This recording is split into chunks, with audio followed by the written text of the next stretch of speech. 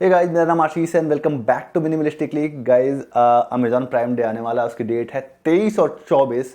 मैंने सोचा क्यों ना अपने जिम से रिलेटेड सारे सप्लीमेंट को स्टॉकअप कर लिया जाए एटलीस्ट 2 से 3 महीने के लिए, जब तक नेक्स्ट प्राइम डे आए ना। मैं थोड़ा रिसर्च कर रहा था तो देखा कि यार ऑलमोस्ट सारे सप्लीमेंट्स के रेट 20 से लेके 65-70% के आसपास बढ़ चुके हैं 1.5 से 2 साल के अंदर।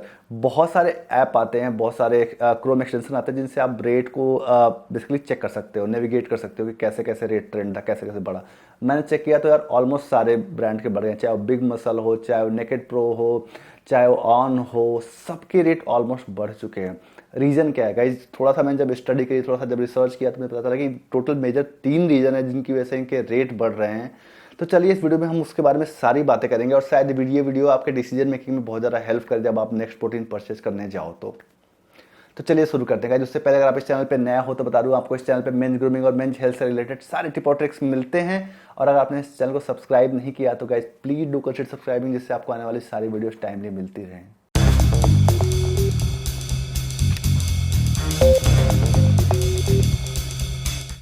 गाइस, फर्स्ट नंबर पे आता है डिमांड वर्सेस सप्लाई। डिमांड ज़्यादा है, सप्लाई कम है। मगर इंडिया की बात करूँ तो इंडिया तो वैसे मिल्क प्रोडक्शन में नंबर 1 पे आता है, लेकिन जो हमारा मैक्सिमम मिल्क यूज़ होता है वो होता है मिठाइयाँ बनाने में या फिर डेली कंजम्पशन में, पीने में या और चीज़ों में, दही जमाने इन सब में।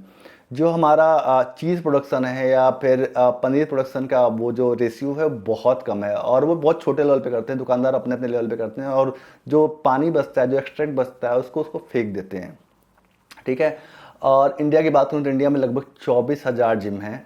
और आपको जैसे पता है कि 24,000 जिम में लेट से अगर एक जिम में फुटफॉल है करीब लेट से 150 से 200 बंदों का, तो उसमें से रफली तुम्हारा 150 बंदे तो प्रोटीन सप्लीमेंट के बारे में जानते हैं या लाइफ में कभी ना कभी खाया होगा या फिर डेली बेसिस पे कंज्यूम करते हैं, भले वो एक स्कूप खाएं just to fulfil their protein requirement. जब कोविड ने हमें हिट किया था तो डॉक्टरों ने बोला था कि हाई प्रोटीन डाइट पे जाओ, ये आपको कोविड से बचा सकता है। तो सबकी लाइफ में एक बहुत ड्रामेटिक चेंज आया। जिनके पास पैसा था उन्होंने सप्लीमेंट खरीदना स्टार्ट कर दिया और उसको डेली बेसिस पे कंज्यूम करने लगे, और लिटरली बहुत ज़्यादा हेल्प किया लोगों को, मतलब कोविड से टैकल करने में। ठीक है। सेकेंड नंबर पे है जो इसकी सप्लाई है, सप्लाई बहुत ज़्यादा हैम्पर कर रही थी। जो बेसिकली हमारा रॉ वे होता है वो हम या तो यूएसए से या यूके, बेसिकली यूरोपियन कंट्री से या फिर अमेरिका से हम इंपोर्ट करते हैं।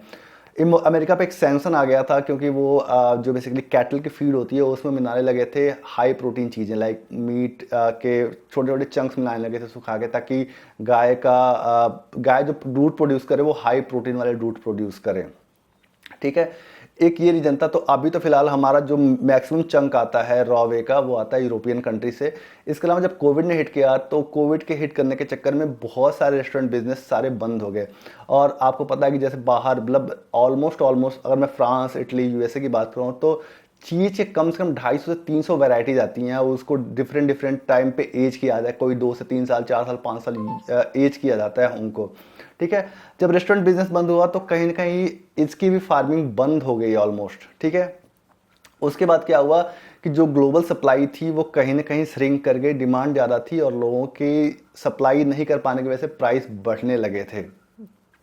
उसके दौरान जब सप्लाई भी थी, जहां सप्लाई आपकी 30 दिन में होती थी, चाहे फ्रेट के द्वारा, चाहे फ्लाइट के द्वारा, चाहे जैसे भी होती थी, अब वही सप्लाई 90 से लेके 120 डेज लग रहे हैं।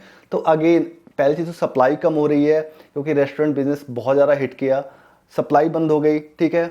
और जहाँ कंजम्पशन लिमिटेड था, एक स्पेसिफिक नीश के प्रति था, लाइक जो जिम जाते थे उनको ही पता था सप्लीमेंट प्रोटीन के बारे में, प्रोटीन पाउडर के बारे में। आजकल हर घर में लोग जानने लगे, लोगों ने कभी ना कभी कंज्यूम कर लिया ड्यूरिंग द कोविड। तो एक ये मेजर रीज़न था। बेसिकली 2 रीज़न थे, एक तो अगेन सप्लाई लेस थी और डिमांड हायर साइड थी ड्यू टू कोविड। इस थर्ड नंबर पे आता है एडवर्टाइजिंग या मार्केटिंग कॉस्ट का बढ़ना। जितनी कंपनी जब बहुत ज़्यादा पैसे खर्च कर रही हैं ऑनलाइन वीडियो ऐड चला के या सर्च एंड डिस्प्ले कैंपेन पे, ताकि उनका जो मार्केट शेयर है क्रॉस ऑल द प्लेटफॉर्म, चाहे आप अमेजॉन से परचेस करो, फ्लिपकार्ट से परचेस करें, उस पर उनका मार्केट शेयर बढ़ जाए। अब पहले जहां प्लेयर थे 10 से 12 सप्लीमेंट इंडस्ट्री में, अब वही प्लेयर हो गए 55 से लेके 60। जब आप कोई भी प्रोडक्ट अमेजोन पे सर्च करते हो, लेट से आपने सर्च किया वे प्रोटीन, और जनरली पूरी जनता क्या करती है, जनता मतलब 80% जनता उसमें से पहले पेज से प्रोडक्ट खरीद के चली जाती है, कोई दूसरे तीसरे पेज पे नहीं जाता। राइट। तो पहले पेज पे आने के लिए नए ब्रांड को एक सर्टेन अमाउंट पे करना पड़ता है, या तो वो ब्रांड पुराना हो, उसका ऑलरेडी आपका रिव्यू 2-2.5 हज़ार रिव्यू हो, तब जाके उस रैंक पे आ जाएगा। नहीं तो अगर आप नए ब्रांड हो तो आपको सर्च पे पैसा खर्च करना पड़ता है। लेट्स से अब मैंने वे प्रोटीन सर्च किया तो मुझे उस पे लाइक 10 रुपये, 15 रुपये, 25 रुपये पर क्लिक का देना पड़ेगा। कोई बंदा आके मेरे प्रोडक्ट पे क्लिक करता है, भले ही उसको परचेज करे ना करे। और नए ब्रांड का जो परचेज रेशियो होता है वो 5 से 6 क्लिक के बाद ही होता है। और जो हमारी हेल्थ इंडस्ट्री की कैटेगरी है ना, जो बेसिकली हेल्थ कैटेगरी है, उसका जो सर्च का बेसिकली जिस पे सर्च पे पैसे लगते हैं ना, वो बहुत हायर साइड है। मतलब एक सर्च पे या एक क्लिक पे आपको रफली 40 से लेकर 50 रुपये तक देने पड़ जाते हैं। तो एक वो पैसा है जो बहुत ज़्यादा लग जाता है उनका। और शायद ये भी एक मेजर रीज़न है जिसकी वजह से इनकी ओवरऑल कॉस्टिंग बढ़ रही है, apart from the your demand and supply.